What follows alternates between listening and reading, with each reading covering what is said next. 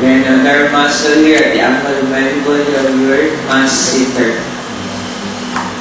Okay. Then another muscle here at the level sa ear. One that is superior, so the superior auricularis. One that is anterior, superior auricularis.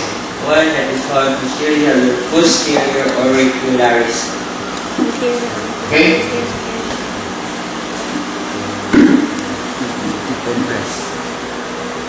And here, this muscle, your temporalis muscle. Temporalis.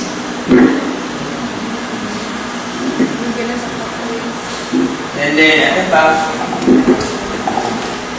this one you have your occipital belly of the occipitofrontalis muscle. Occipital belly of the occipitofrontalis muscle. John, ano yung zoom? Wala. Paano zoom? Stop.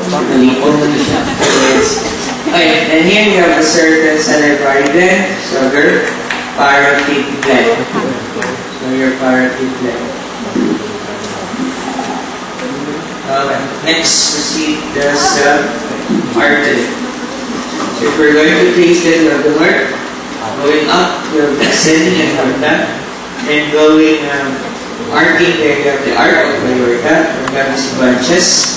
So what are the branches of the arc of the aorta? Here you have your brachiocephalic artery, and left common carotid, and your left subclavian artery.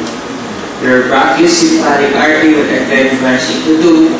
One that goes towards abdomen, and you have that right common carotid artery, and one goes towards the arm, so your right subclavian artery.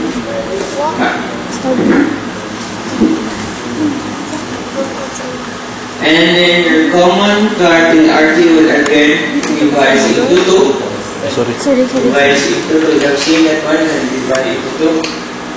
Ikaw oh. So the one that is more anterior and doesn't go towards the cranial cavity or skull, so you now have your external carotid artery.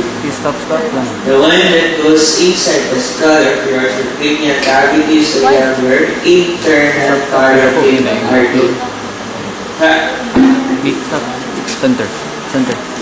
And next, see the brain.